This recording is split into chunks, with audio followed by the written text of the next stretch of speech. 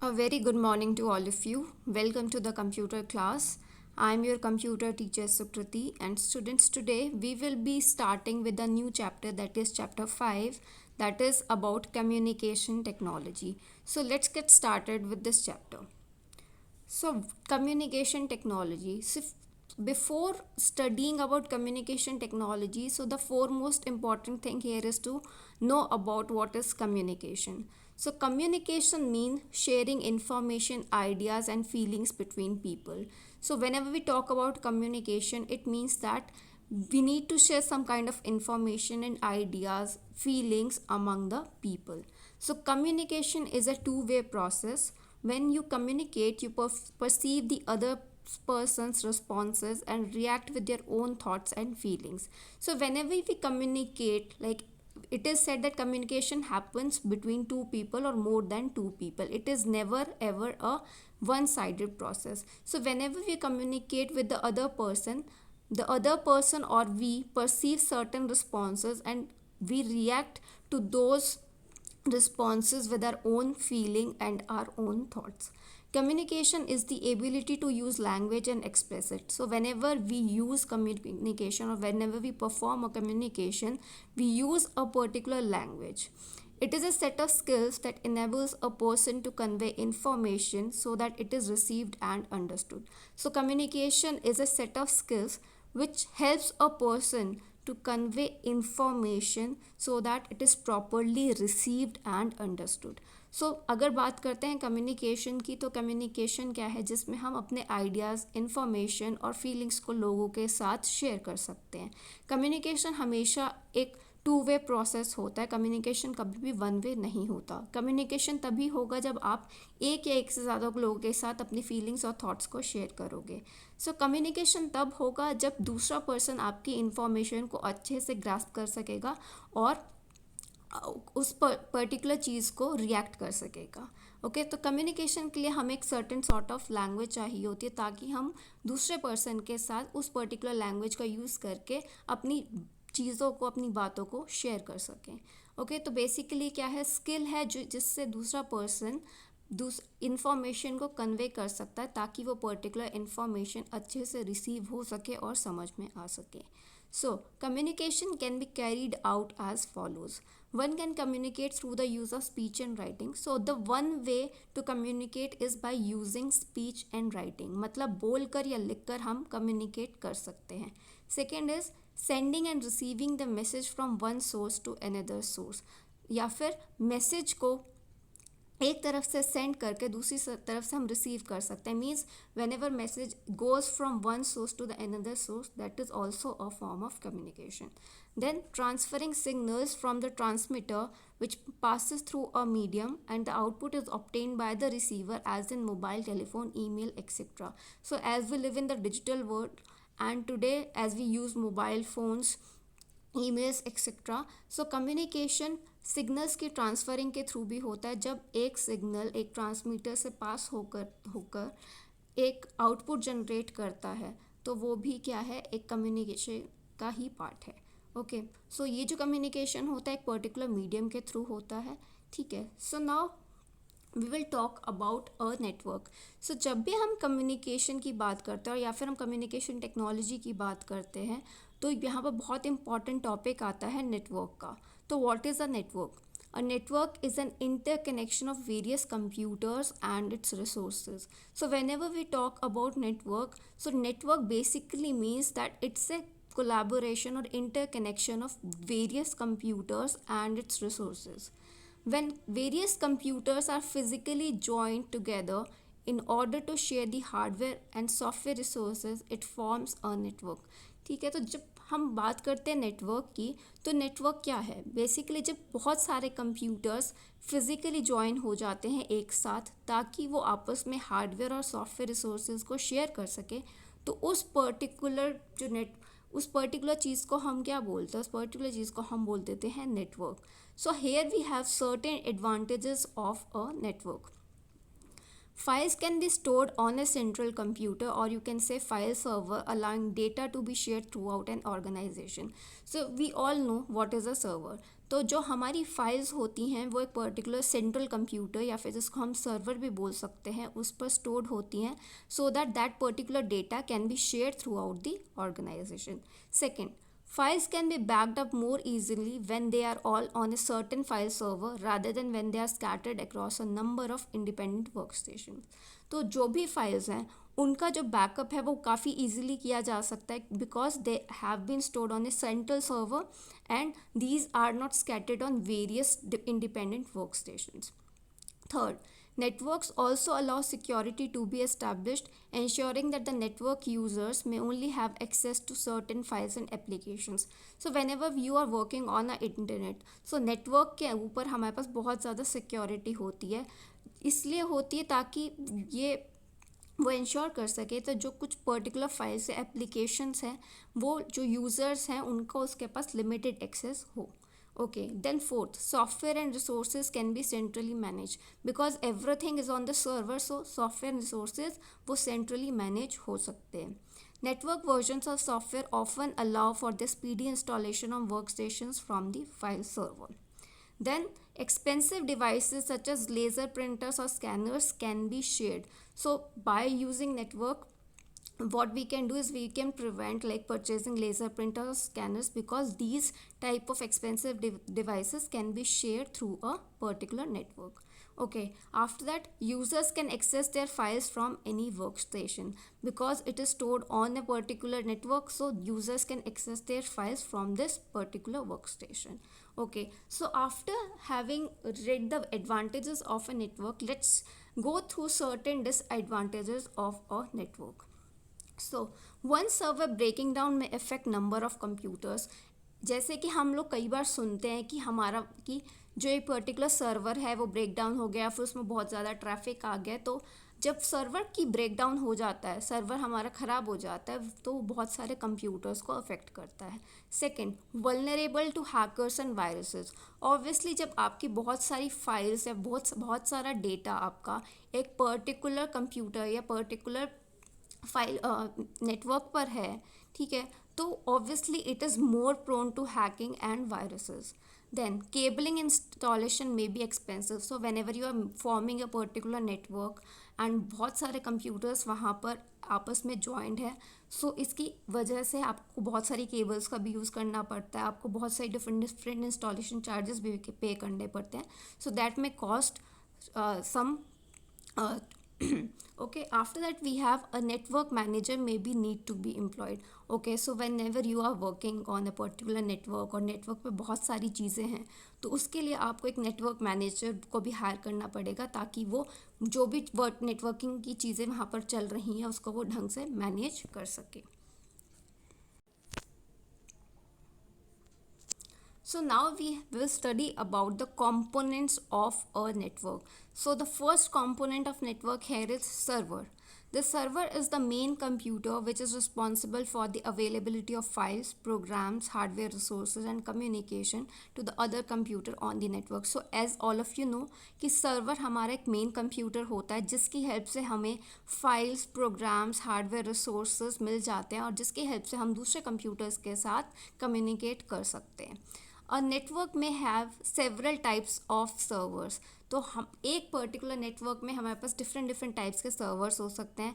जैसे कि अगर हम बात करते हैं लैन्स एंड वैन्स है file servers and printer servers. तो हमारे पास जो लोकल एरिया नेटवर्क या फिर वाइड एरिया जो नेटवर्क होता है उस पर हमारे पास फाइल सर्वर्स और प्रिंटर सर्वर्स की अवेलेबिलिटी होती है. Then the internet has other types of servers called web servers and mail servers. तो जो हमारे पास इंटरनेट है उस पर हमारे पास वेब सर्वर्स और मेल सर्वर्स की अवेलेबिलिटी होती है. Now, workstation. The computers that are connected to the network and allow users to access the information on a network are called workstation. They are also known as clients or nodes.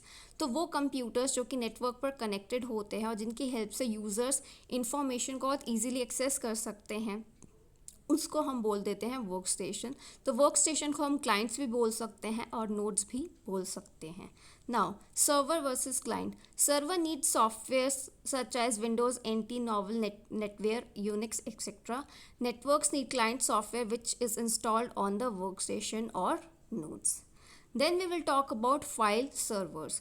File server stores the files that are created by the network users. They also store applications such as word processing, spreadsheets etcetera. तो हमारे पास जो file servers होते हैं उसमें क्या होती हैं, वो सब पर्टिकुलर फाइल्स होती हैं जो नेटवर्क पर यूज़र्स यूज़ कर सकते हैं. अब इन फाइल सर्वर्स के पास वो सब एप्लीकेशंस भी होती हैं जैसे कि word processing application programs, spreadsheet programs etcetera. Okay, so now we have print servers. Print servers control the printers on the network. When a file is printed, the file is sent to the print server, which assigns it to the printer that has been requested by the user. तो print servers basically printers, जो भी network पे printers available होते हैं उनको control करते हैं. So whenever a file is printed, तो वो particular file जो है printer server के पास जाती है and that printer server assigns it to a particular printer. जो पर्टिकुलर यूज़र ने जिस भी पर्टिकुलर प्रिंटर के लिए रिक्वेस्ट जनरेट करी है तो प्रिंटर सर्वर आपको वो पर्टिकुलर प्रिंटर प्रोवाइड करेगा प्रिंटिंग के लिए. A print server may be a dedicated computer और अ यूज़र्स वर्क स्टेशन. तो जो प्रिंट सर्वर होगा वो एक पर्टिकुलर कंप्यूटर होगा या फिर यूज़र का वर्क स्टेशन भी हो सकता है. It may also be a small control box or card that slots into the printer itself. तो जो हमारा प्रिंट सर्वर है वो एक छोटा सा कंट्रोल बॉक्स भी हो सकता है, कार्ड भी हो सकता है जो बिल्कुल प्रिंटर की तरह ही होगा. ऑल्टरनेटली द प्रिंटर सर्वर में actually reside on the same computer as the file server. तो जो हमारा प्रिंटर सर्वर है हो सकता है कि वो बिल्कुल सेम कंप्यूटर ही हो जो कि हमारा फाइल सर्वर ही है. द कंप्यूटर इज़ दस a file server and printer server together. तो एक कंप्यूटर एक टाइम पे फाइल सर्वर भी हो सकता है, प्रिंटर सर्वर भी हो सकता है. Okay, so now we will talk about network interface card. So the UK Institute of Electrical and Electronic Engineers have defined the Ethernet standard. All computers within a network need to be physically connected to the network. This is achieved by an NIC which transmits and receives the data packets. तो जितने भी computers हमारे एक network पर होते हैं they actually need to be physically connected to the network. ठीक है, और ये किसके हेल्प से होता है, ये हमारा होता है NIC की हेल्प से, जिसको हम बोलते हैं नेटवर्क इंटरफेस कार्ड, जिसकी हेल्प से हम डेटा पैकेट्स को ट्रांसमिट कर सकते हैं और रिसीव कर सकते हैं. It is a card which is installed inside the CPU box to help connect one computer to another. तो NIC कार्ड बेसिकली क्या होता है, हमारे वो CPU बॉक्स के अंदर ही इंस्टॉल्ड होता है जिसकी हेल्प से हम एक या दूसरे कंप्यूटर से कनेक्ट कर सकते हैं. It is an important hardware component attached inside each computer in order to allow your computer to participate in the functionality of a network. तो NIC कार्ड की हेल्प से बेसिकली आप एक नेटवर्क के ऊपर, जैसे कि हम बोल सकते हैं कि बेसिकली NIC कार्ड की हेल्प से हम नेटवर्क के पार्टिसिपेशन में काम कर सकते हैं. मीन्स जब भी एक नेटवर्क फॉर्म होता है तो अगर आप उस पर्टिकुलर नेटवर्क की फंक्शनैलिटी में ऐड होना चाहते हो तो उसके लिए आपके पास NIC कार्ड होना चाहिए. This card understands the signals required to communicate between different components to and fro. तो इस पर्टिकुलर NIC कार्ड की हेल्प से हम उन सिग्नल्स को अंडरस्टैंड कर सकते हैं ताकि हम डिफरेंट कंपोनेंट्स के साथ जो कम्युनिकेशन है वो टू एंड फ्रो कर सकते हैं. मतलब हमारा जो सिग्नल है वो जा भी सकता है और हम रिसीव भी कर सकते हैं. Okay, then we have hub. So hub क्या होता है, it is a central hardware device in a big network. तो हमारा जो हब है बेसिकली एक सेंट्रल हार्डवेयर डिवाइस है बहुत बड़े नेटवर्क के ऊपर. It is used in star topology and because of this device the data from server to work station और वाइस वर्सा कैन ट्रेवल. तो हमारा जो हब है बेसिकली स्टार टोपोलॉजी पे वर्क करता है and because of this device जो डेटा है वो सर्वर से वर्क स्टेशन या फिर वर्क स्टेशन से सर्वर ट्रेवल कर सकता है. ओके, so after we have input output ports or connectors. So these are small hardware connectors that connect NIC with hub. They are placed on either ends of a networking cable. तो जो हमारे पास input output ports हैं या फिर जिनको हम connectors भी बोल सकते हैं, ये एक हमारे पास बहुत छोटा सा हार्डवेयर कनेक्टर होता है जो हमारा NIC को हब के साथ कनेक्ट करता है. ठीक है, तो ये हमारी नेटवर्किंग केबल के किसी भी एंड पर हो सकता है. Okay, so data packets. When a workstation wishes to send data, it uses the client network software to enclose the data in packet containing a header and a trailer. So जब भी किसी workstation को data को send करना होता है तो वो बेसिकली क्लाइंट नेटवर्क सॉफ्टवेयर का यूज़ करता है ताकि वो डेटा को हेडर और ट्रेलर की फॉर्म में रख सके. The header and trailer contains information for the destination computer. अब आपको पता है कि जो हम पर्टिकुलर डेटा भेजते हैं वो एक पर्टिकुलर डेस्टिनेशन के लिए ही बना है. So the header and trailer contains information for the destination computer. When a data packet is put onto the network by a workstation, each computer on the network examines the packet to see who it is intended for. ठीक है, तो जब भी हमारा data packet एक network पर रखा जाता है वर्कस्टेशन के द्वारा, तो हमारा हर एक कंप्यूटर एग्जामिन करता है कि उस डेटा पैकेट को हमें किसके पास पहुंचाना है, मतलब उसकी पर्टिकुलर डेस्टिनेशन क्या है. Okay, after that we have protocols. कि प्रोटोकॉल्स क्या होते हैं, तो आपको पता है कि प्रोटोकॉल्स वो रूल्स एंड रेगुलेशंस होते हैं जिसकी थ्रू हमारी जो इंटरनेट के ऊपर वर्किंग होती है. Okay, so network protocols can be likened to languages which have structures and rules. So जो नेटवर्क प्रोटोकॉल्स होते हैं बेसिकली वो पर्टिकुलर लैंग्वेजेस से रिजेंबल करते हैं जो जिसके पास अपना एक स्ट्रक्चर होता है या फिर रूल्स होते हैं. Different protocols will therefore have different standards which allow computers to communicate with each other. ठीक है, तो जो डिफरेंट प्रोटोकॉल्स होते हैं उनके अपने डिफरेंट स्टैंडर्ड्स होते हैं जिसकी हेल्प से जो कंप्यूटर्स हैं वो आपस में बातचीत कर सकते हैं या कम्युनिकेट कर सकते हैं. A protocol defines how computers identify each other, the form the data packet should take and how data is processed once it reaches its destination. ठीक है, तो जो हमारा प्रोटोकॉल होता है ये बेसिकली हमारे कंप्यूटर को आपस में आइडेंटिफाई करने के लिए हेल्प करता है कि कैसे हम एक दूसरे कंप्यूटर्स को आइडेंटिफाई कर सकते हैं, हमारे जो डेटा पैकेट्स हैं उनको किस तरीके की फॉर्म लेनी चाहिए, और जब भी कोई पर्टिकुलर डेटा अपनी डेस्टिनेशन पर पहुंचता है तो how those data can be processed. So हमारे पास कुछ कॉमन प्रोटोकॉल्स हैं जैसे कि IPX है, नेट बायोस है और TCP/IP है. Okay, the network protocols operate through the network cables. Therefore, the above protocols and others can operate through Ethernet or token ring networks. ठीक है, तो जो हमारे पास नेटवर्क प्रोटोकॉल्स हैं ये बेसिकली या तो नेटवर्क केबल्स के थ्रू ऑपरेट करते हैं या फिर हम इन्हें ईथरनेट या फिर टोकन रिंग नेटवर्क्स के थ्रू ऑपरेट कर सकते हैं.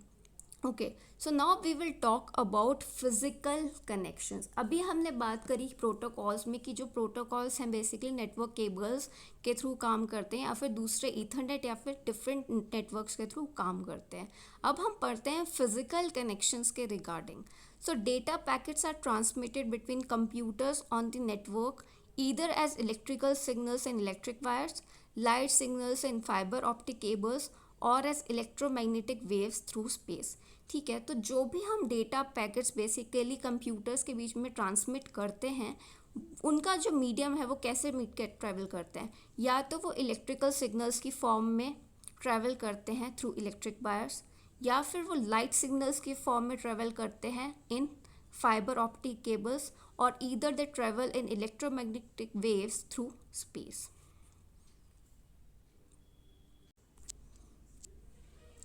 So the first thing here we have wires and cables. Cables play a very important role to join one computer to another or one network to another. ठीक है, तो wires and cables बहुत ज़्यादा important role play करते हैं किसी भी एक कंप्यूटर को दूसरे कंप्यूटर के साथ ज्वाइन करने में, या फिर आप बोल सकते हैं एक नेटवर्क को दूसरे नेटवर्क के साथ ज्वाइन करने में. These cables are of following types. So we are going to study about these 4 cables. So these are electrical cables, coaxial cables used in computers, twisted pair cables, and fourth one is fiber optic cables used in high quality transmission. So first of all we will read about electrical cables. Okay, electrical cables are the usual means of connecting the computers in a LAN and in a WAN on one side. Cables can either be coaxial cables or twisted pair cables.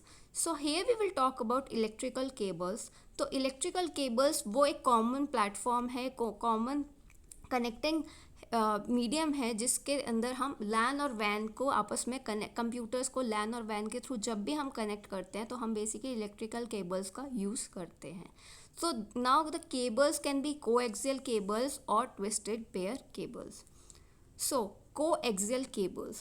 Coaxial cables have a copper wire running through the middle encased in plastic insulation. So here you can see coaxial cables जो होती हैं हमारे पास basically उसमें जो बीच का material होता है that is of copper wire, and this copper wire is encased और यू कैन से उसके बाहर का एक जो कवर होता है वो प्लास्टिक की इंसुलेशन होती है.